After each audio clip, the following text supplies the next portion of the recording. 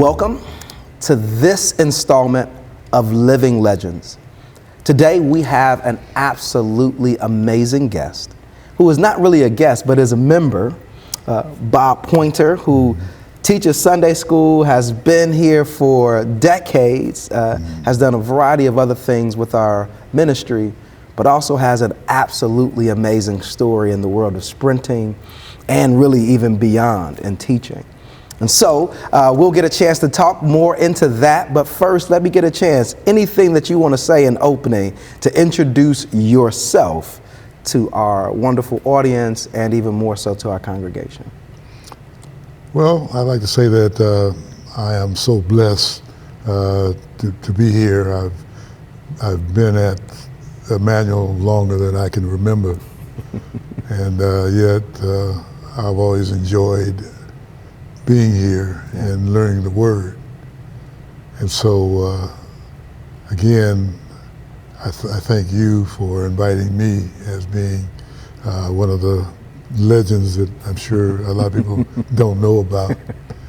And so thank you, Pastor, for inviting me to be part of this Black History celebration. Absolutely, that's exactly it. So this Black History Month, we want to be intentional to highlight members and those who are affiliated with our church who've done amazing, great things. One of the challenges, and as you know well, is being able to communicate this history forward so that we don't always think that we're starting all over again, but there are so many people who've done really great work that we really get a chance to build off of. And you are one of those people, even to my own chagrin. It's like, Pastor, you know, Bob Poynter's done this and everything. And then all of a sudden, one day, I'm listening to a podcast with Malcolm Gladwell, and whose voice shows up? None other than your own, as he starts to tell the story of Speed City. So maybe the first question we open up with is, you know, what got you into track that led you to be a part of Speed City? Well, you know, it's funny. I'm from Pasadena, California. And Pasadena is a city of the Rose Bowl, and it's real famous, the Rose Parade. And that's where I was born. And being an African American and being born in Pasadena, it's kind of rare for someone my age, but that was me. And when I look back, growing up, I had a lot of heroes in Pasadena who were outstanding athletes.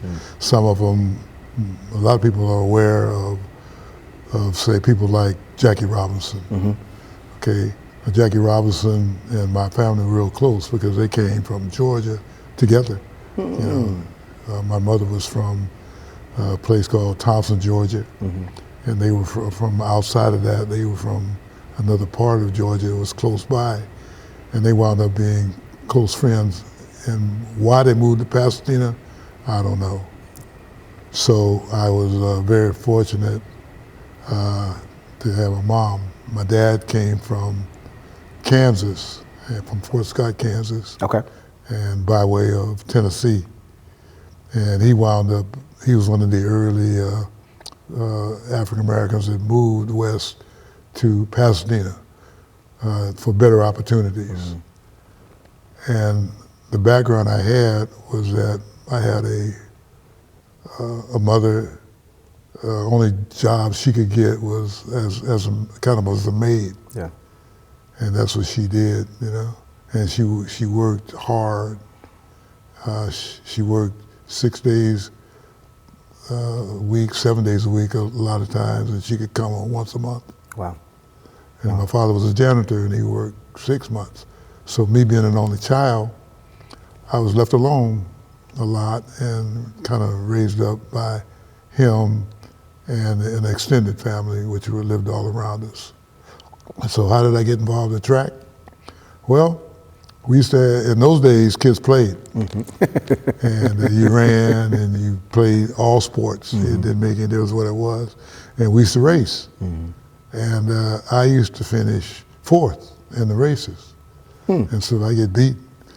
And so that was fine because I had a lot of fast kids, in my neighborhood in the elementary school.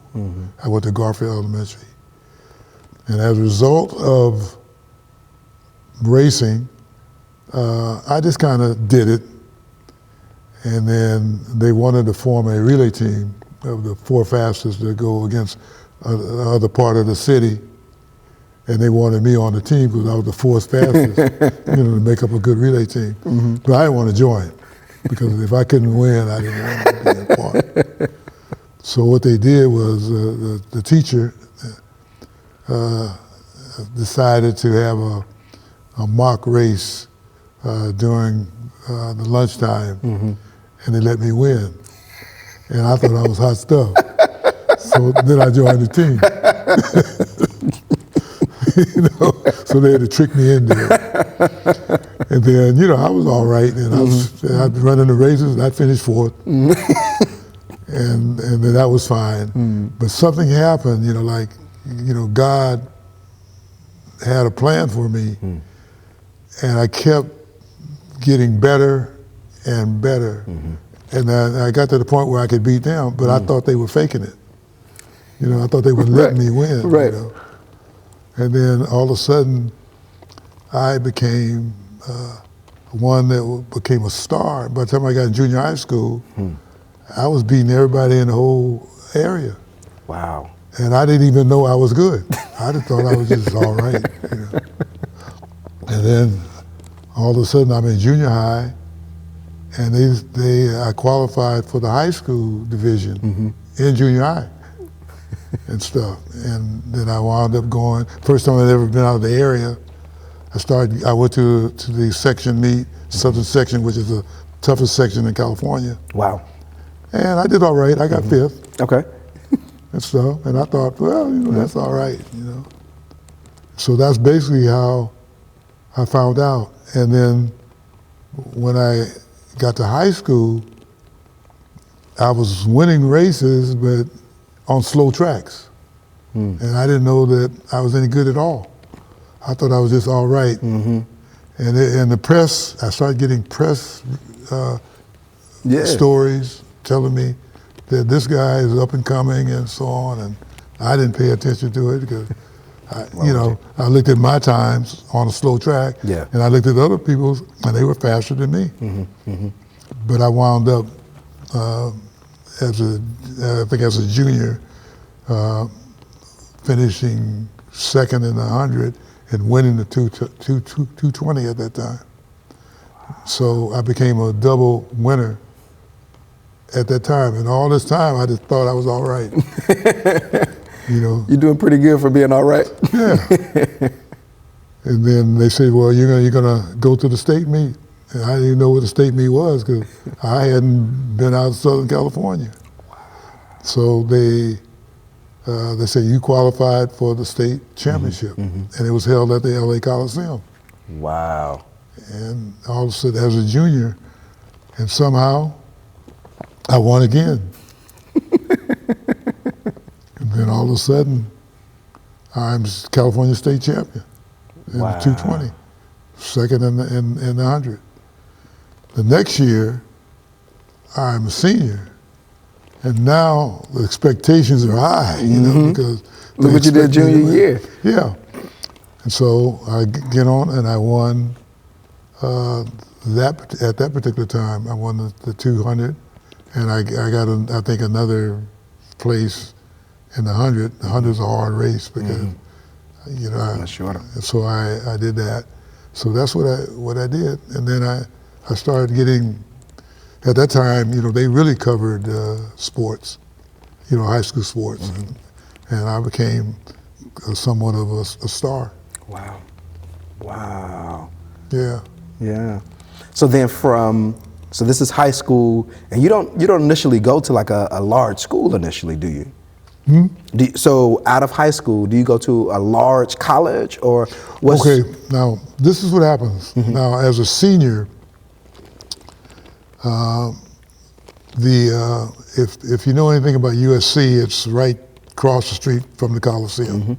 And so what happened to me was that the coach of USC tried to recruit me.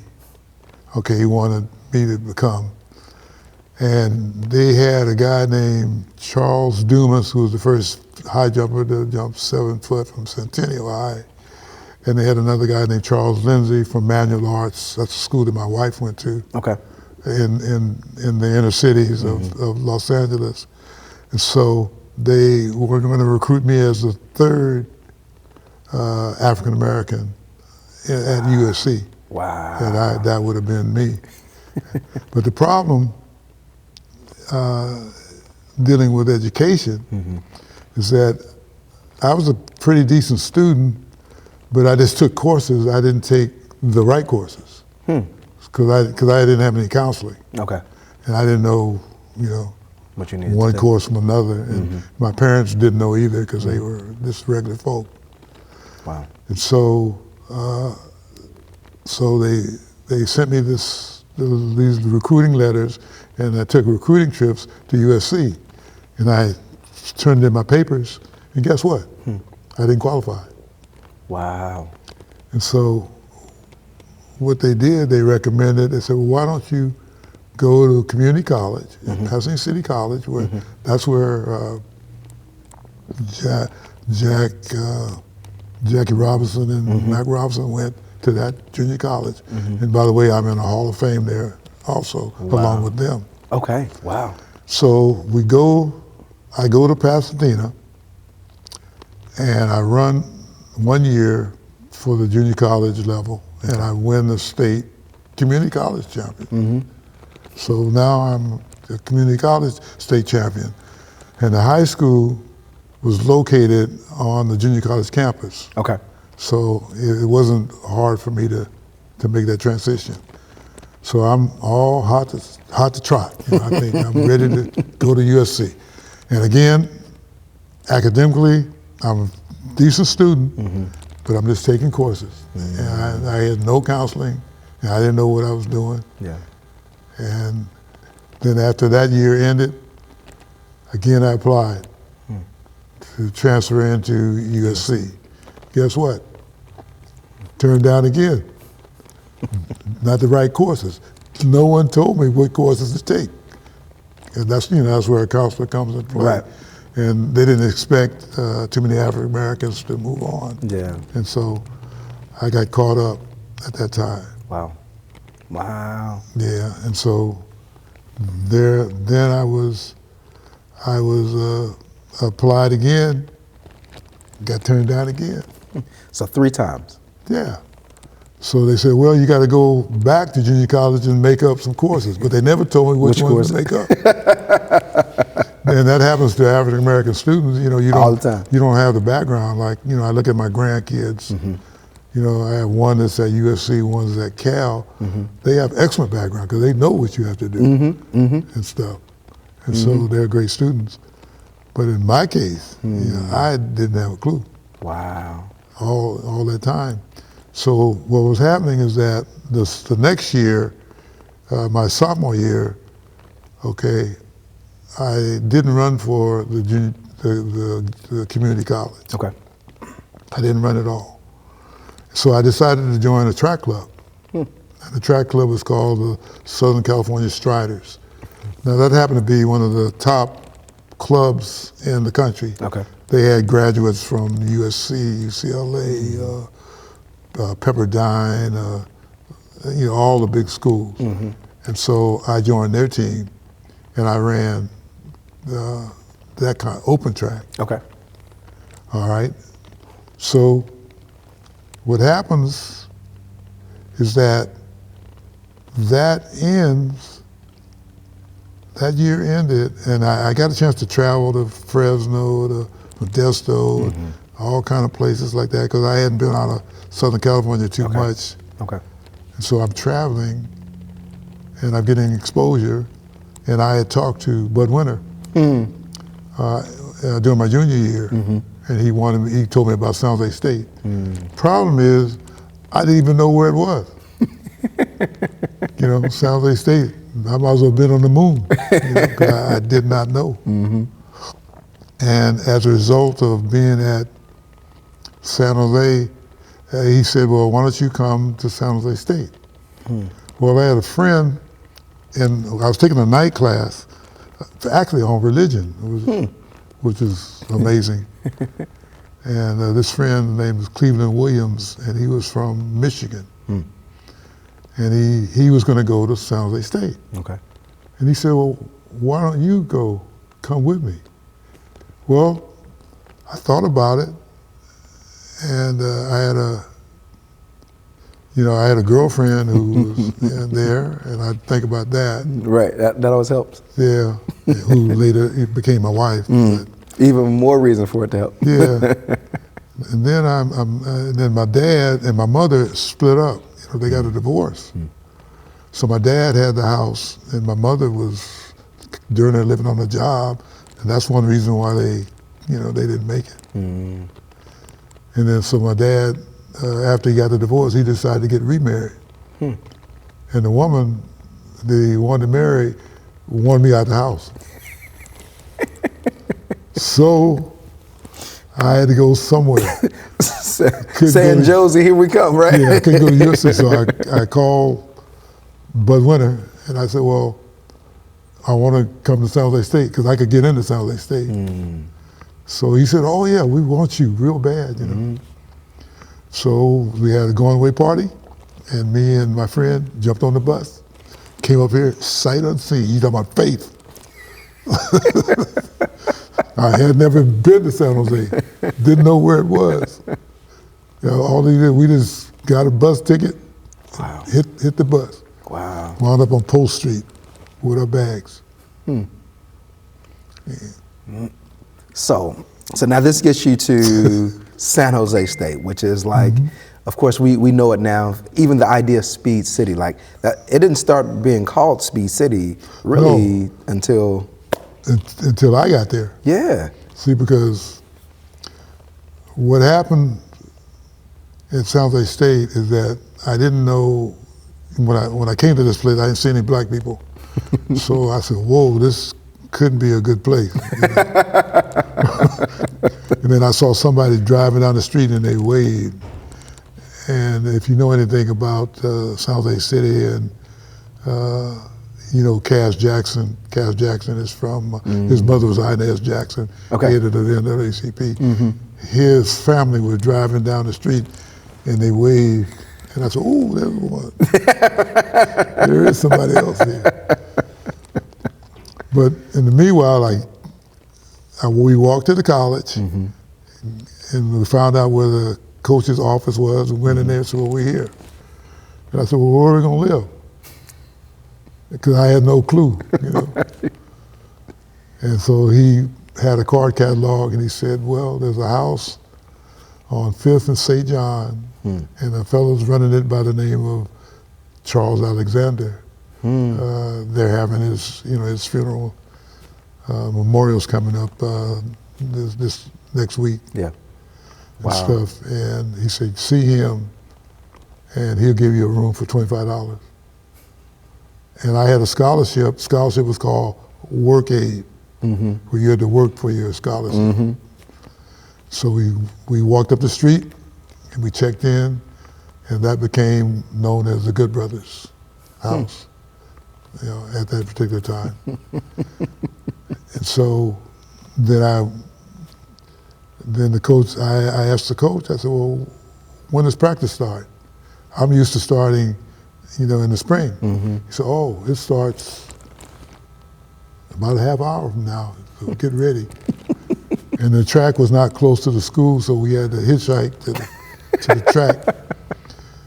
And so we went down there, and then I met Ray Norton, who was coming back, and he was already kind of a star. And then we teamed up, and then as we began to win races, and people started noticing that you have two stars on the same team, and that was rare.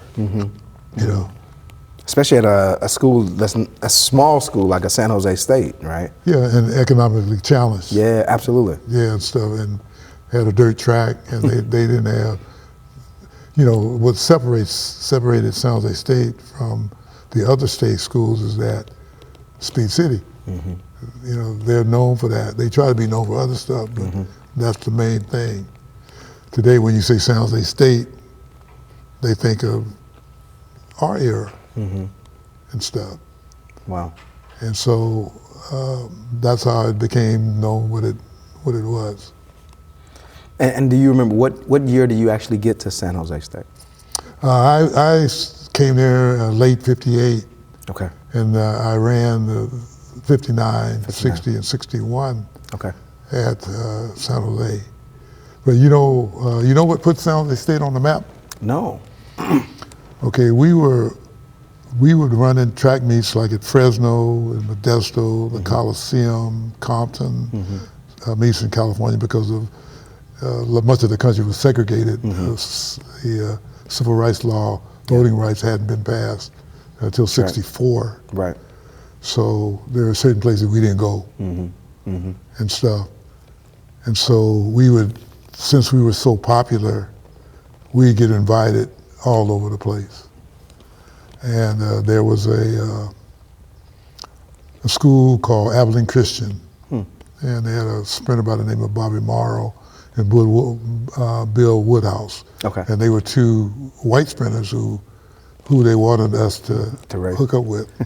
You know, press wanted that. What a story, right? And they invited us to Texas because Abilene's in Texas, and we would refuse to go because of segregation.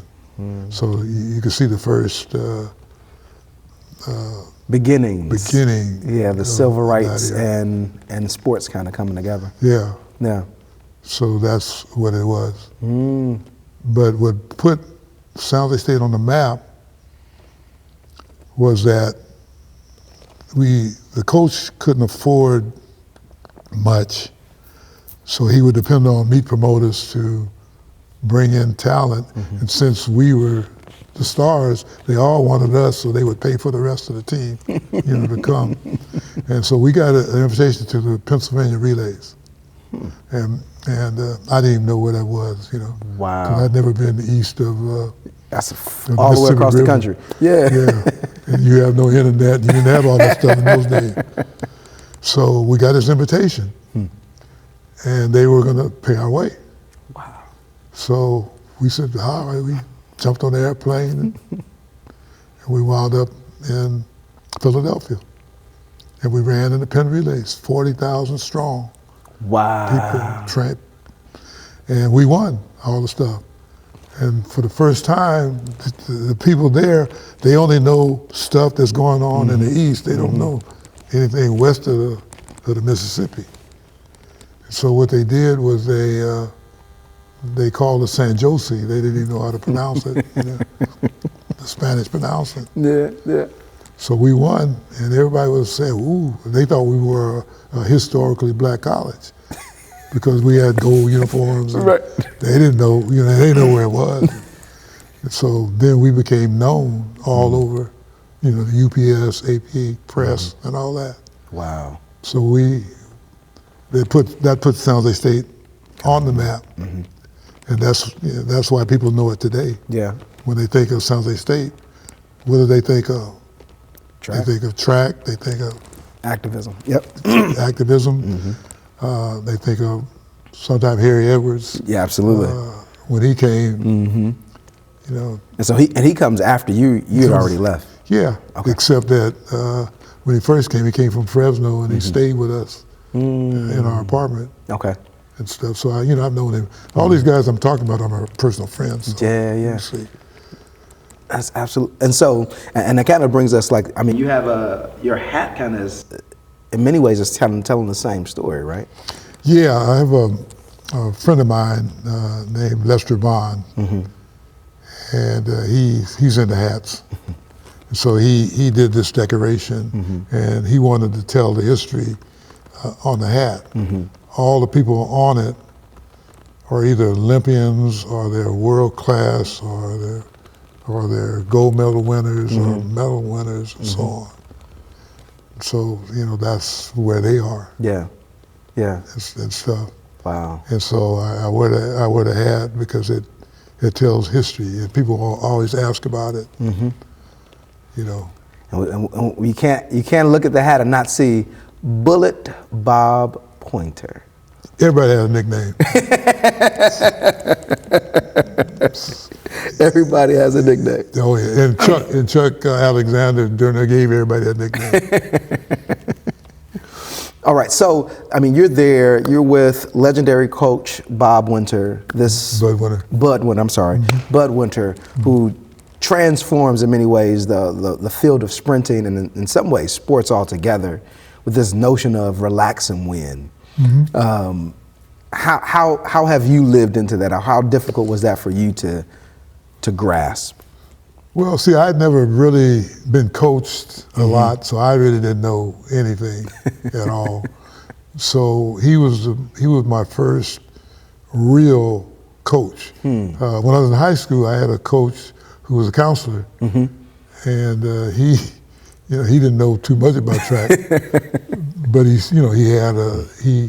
they won the Southern Cal Championship. Wow! People would write him letters, and they would talk about, how did you train these guys? He said, well, I give them a basketball, let them play.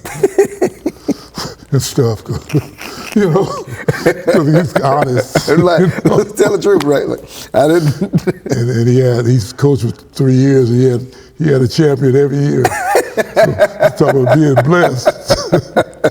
But Bud was he was the most unique man. He was a Christian man, and he was different from anybody I'd ever met. He's like, when I first met him, the first day, we went down to the track early. The track's down there on 7th Street. And where the Simpkins Center is now, that's where the track was. So we were waiting for the coach.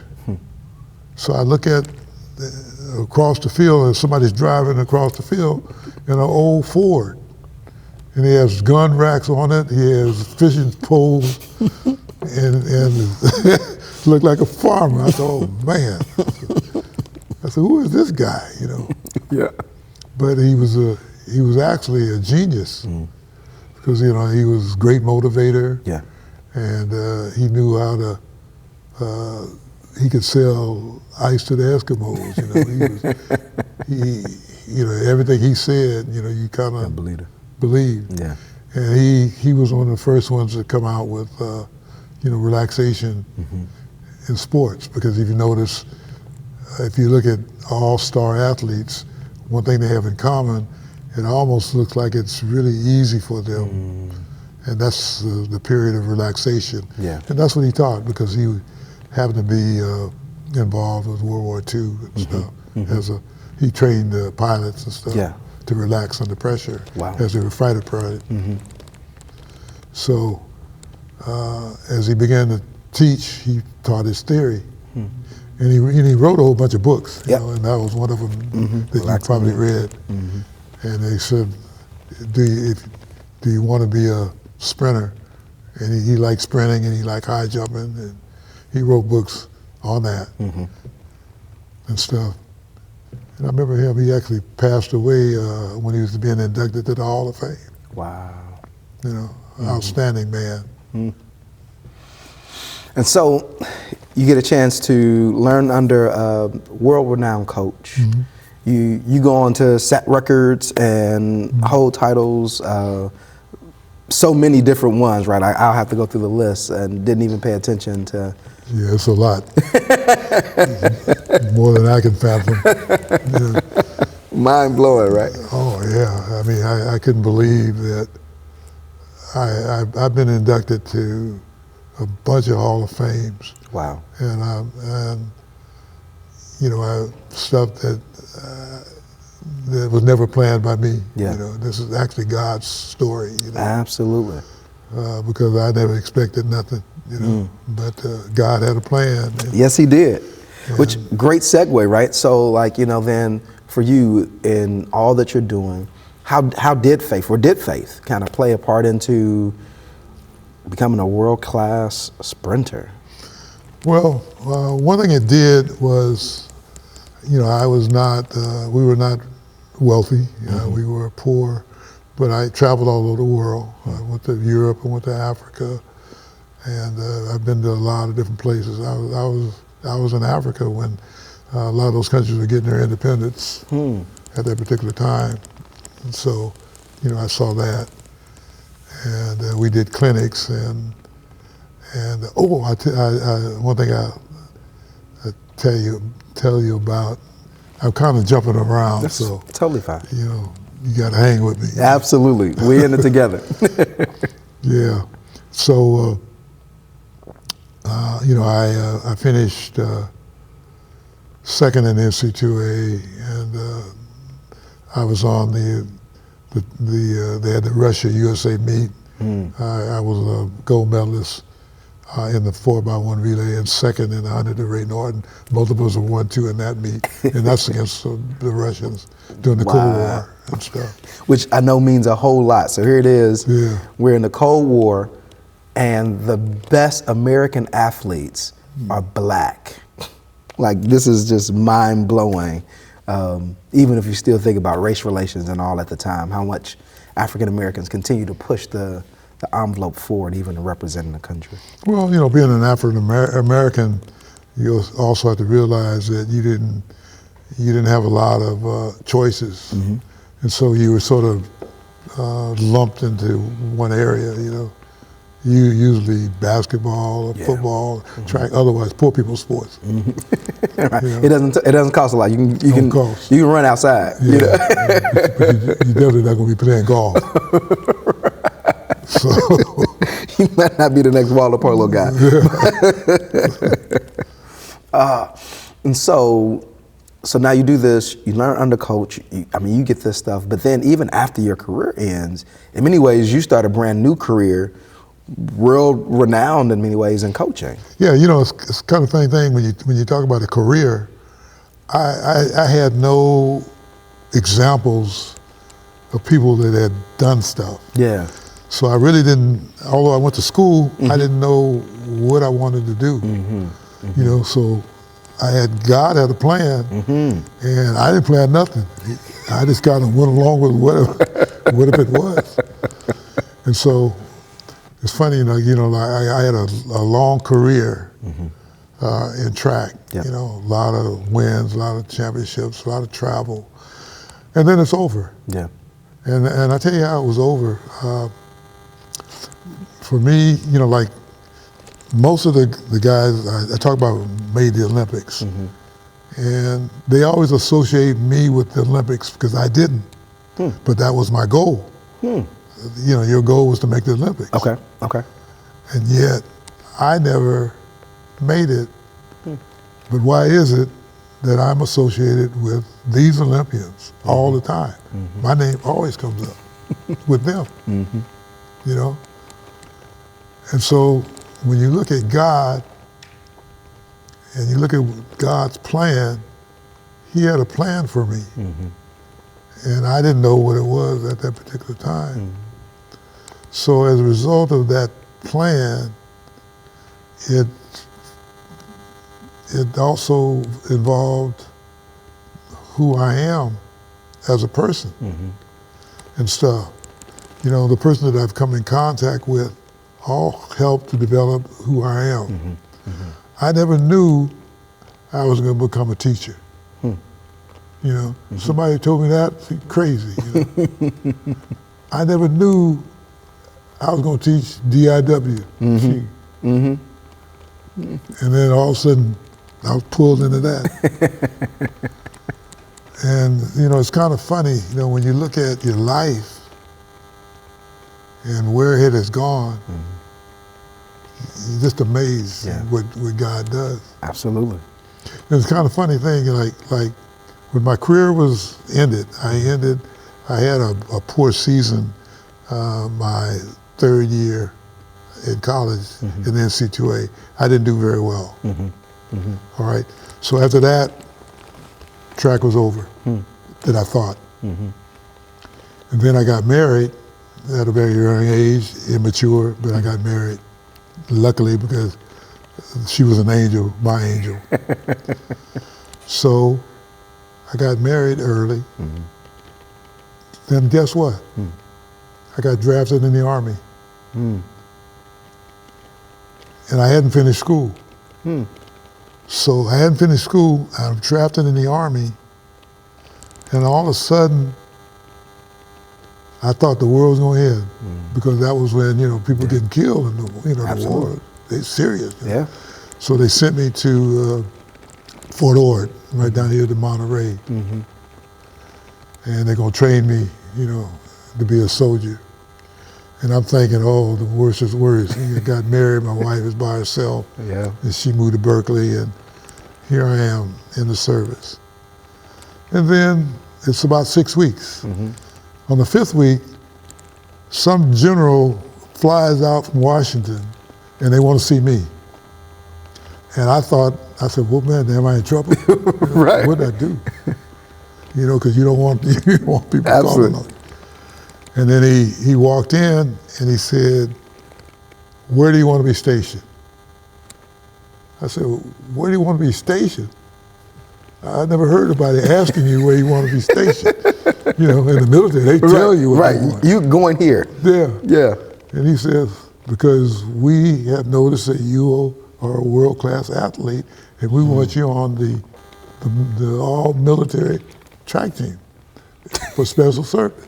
And we want you to choose where you're going to train. You think, what's the chances of that? Wow. How does God do that? And so I don't know anything about what's going on.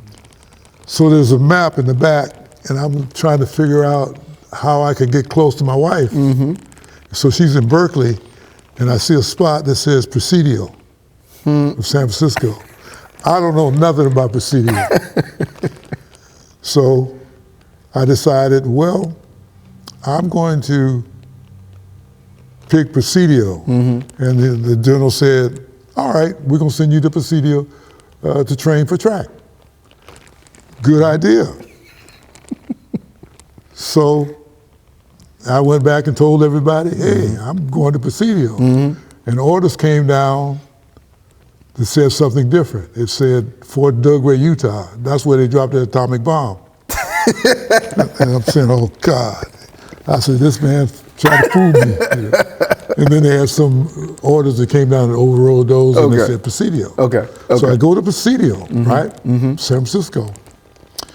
And there's a lot of history here, so I love it. You're hanging with me. I'm in this. All right, so I go to Presidio, and then I report to the gym, because that's where I'm assigned to. And the guy is a basketball coach, and he's the head basketball coach of the world basketball team that has all the people that were stars in college. They're on this world team because they want to beat everybody in the world. And then he looks at me, he said, we don't have a track team here. We don't even have a track. He says, well, since you're here, I'm going to give you a vehicle, and I'm going to let you train where you want to. You decide, make out your schedule. So what happened was that he said, well, we'll let you off work, and at 3 o'clock, you can drive a van down somewhere to train. So I'm looking around, and I said, well, San Francisco State is close. So I picked San Francisco State as a place to train. It's just me, by myself, using, Bud Winters techniques and stuff like that. And I had one guy named Jim Brown. Jim Brown became a good friend of mine. He became the record holder of the high jump and the star basketball coach at Oakland Tech High and stuff. And their team practiced early, so I couldn't practice with them. But I practiced with him because he had a late class, and so he trained with me. And so since he was a high jumper, he had never done that much running, so he went from 6'5" to 7 foot. Wow. And then he was their all-American athlete at San Francisco State. Just training with you. Yeah, and then me, I'm able to go to San Jose State to work with my college coach sometime and make out my schedule. Then the Army would send me to some place to train. In the winter, they would send me to West Point. So I trained for indoor track. And then during the spring, they would send me to Baylor University. In Texas. Texas, and I trained down there. And then they would send us to Europe to run in the military championships, which I won 2 years. Wow. So had it not been for that, I wouldn't have been able to have any post-college track. Yeah. Which opens the door to coaching and everything else. And that's another story. Okay, I hope I'm not talking too much. No, this is your highlight. This is amazing. All right. So I get back. So I need a job. So I go out to work for Job Corps out in Pleasanton, where the Santa Rita jail is right now. So I'm out there, and as a result of that, I work in the Job Corps, and guess what? I met a lot of people that worked for IBM. They came through there, like Raymond Strom and people like that. And there I was. And then this is when George Foreman comes from Houston to there. So happened to have, and he got started boxing where I was. Right Wow. there. Okay. That's part of the stuff. I'm kind of jumping around. So. Man, I'm seeing all these interconnections. Yeah, right? and another interconnection that you don't see, we talked about Presidio, right? I was at Presidio and I worked in the gym when the Warriors first came from Philadelphia to Presidio. I trained with them every day. And one of my friends was Wilt Chamberlain. Really? Yeah, 'cause I used to shoot free throws with him because I could beat him in free throws and stuff like that. So they got their start there when I was at Presidio. Wow. Every day, that was my work assignment. So I'd play shoot baskets and mess around and talk to all of them. That's when the Warriors first arrived here. Wow. I'm trying to think about all the stuff that happened to me. Yeah. But and one thing I want to make sure that, of course, we get a chance to highlight, though, is as you transition into coaching, what leads you to coach like multiple Olympians, gold medal? Well, that wasn't planned. that wasn't my plan. Like I didn't know that. Like my father passed away, and we moved to Pasadena. Okay. And I had a friend of mine who was a college roommate. Okay. He invited me to come to San Jose. And he said, because I worked as down there, I was a social worker for Head Start. Okay. And so I had that kind of training also. And he said, he made a statement. He said, why don't you go apply for a job as a teacher in the Eastside Union School District? I said, what the heck, I already got a job, so I didn't really need it. So I went, and this was in '69, right after '68. Yeah. And all of a sudden they said, oh, we need you now. And this is when they were interested in including Black history and so on. And Silver Creek was a brand new school. And they said, well, we'll give you a job at Silver Creek in October. School started in September. And we'll make classes for you. And so that's how I walked in there. They had an African-American vice principal named Alan Hopewell. Okay. And he looked at me and he said, well, we're going to have you teach African-American history. And then I want you to be head of the BSU. That sounds like a good idea, except I went to a school that didn't have a BSU. They only had 20 African Americans in the school. So I didn't know that. I had never taken an African American history class. And yet I've got to teach it and organize for the whole district. What's the chances of that?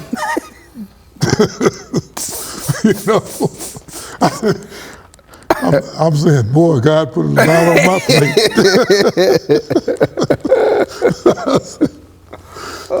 So I'm looking around.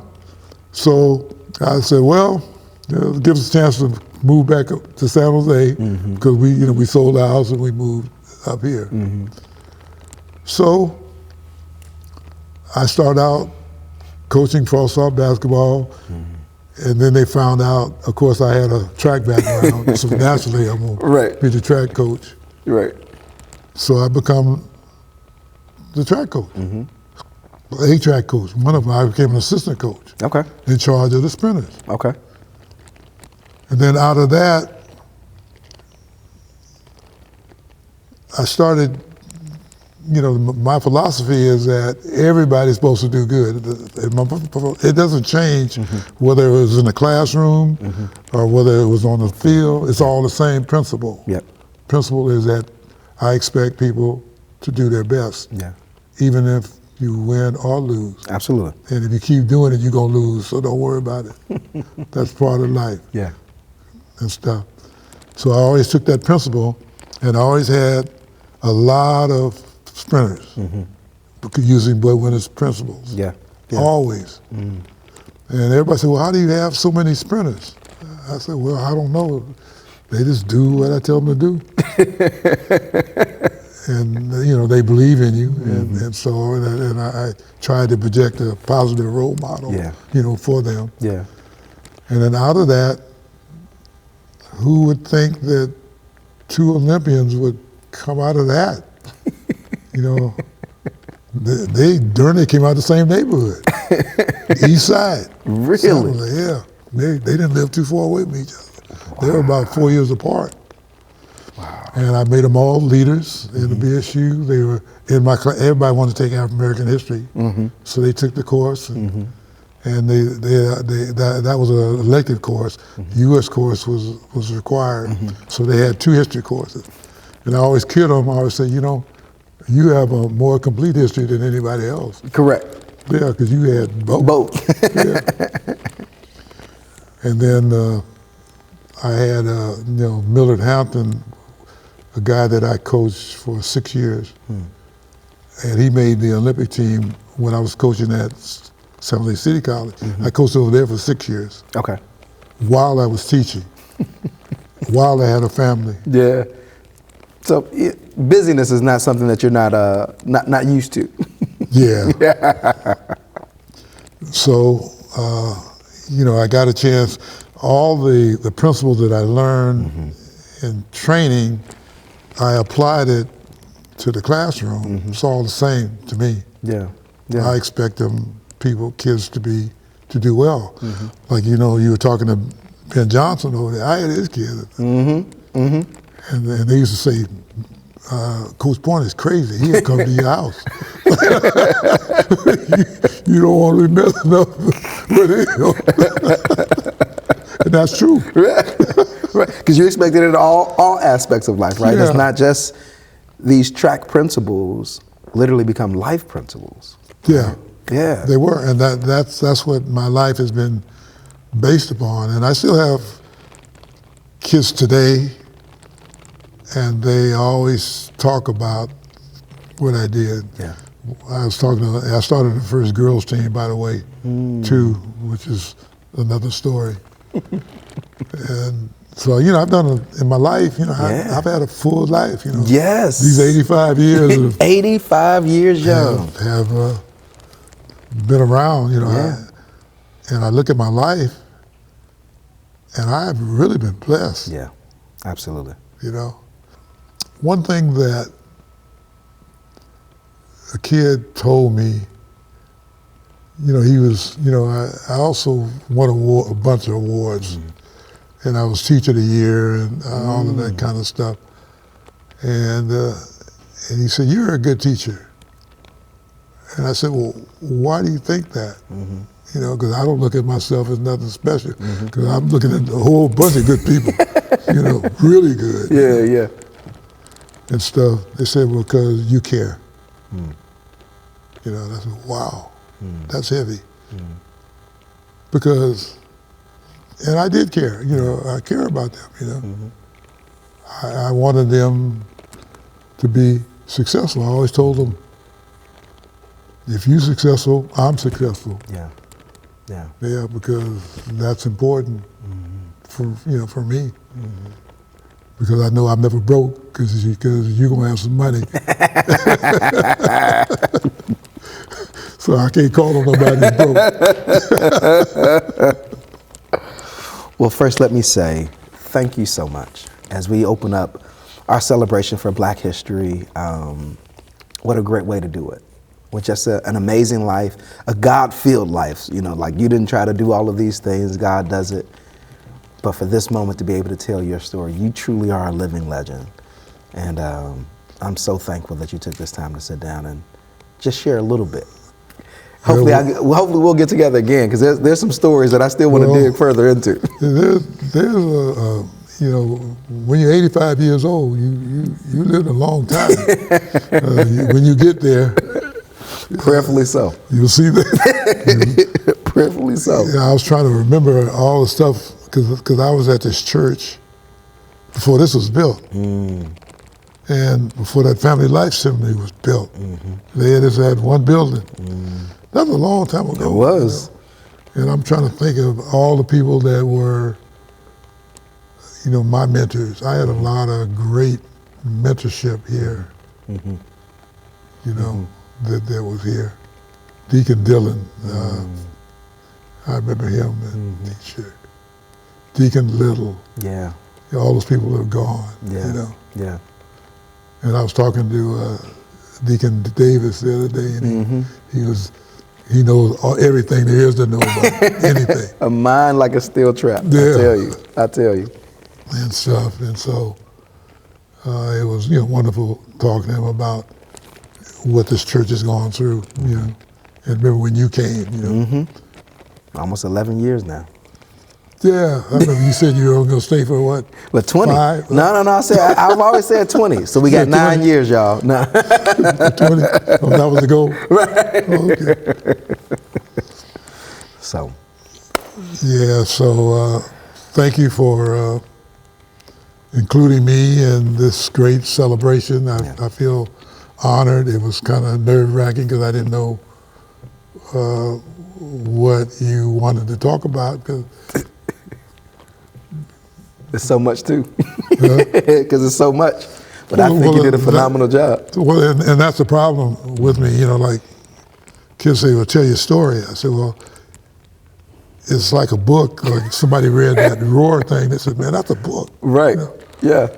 And I said, "Yeah," and I've been trying to write it. And my son, I have a great family. I've got a great wife. We've been married 61 years. And I've had a grandson. One of them is a grad student at USC. He graduates in the spring. I have another one at Cal Berkeley. And I have a son who's a graduate of San Jose State also, who's a coach, track coach. Never thought he'd do that, but that's the only thing he knows, I guess. He grew up in the track house. Yeah, and I have a daughter up in Polyhoop, Washington, and stuff, and a granddaughter. So, they're doing fine. I mean, I've been blessed with my life, and I'm here. I enjoy Emmanuel. Amen. This is like a home to me. Yeah. Well, I hope that you will be blessed by hearing such an amazing story and be inspired to continue to live legacy too. God bless y'all and see you next time.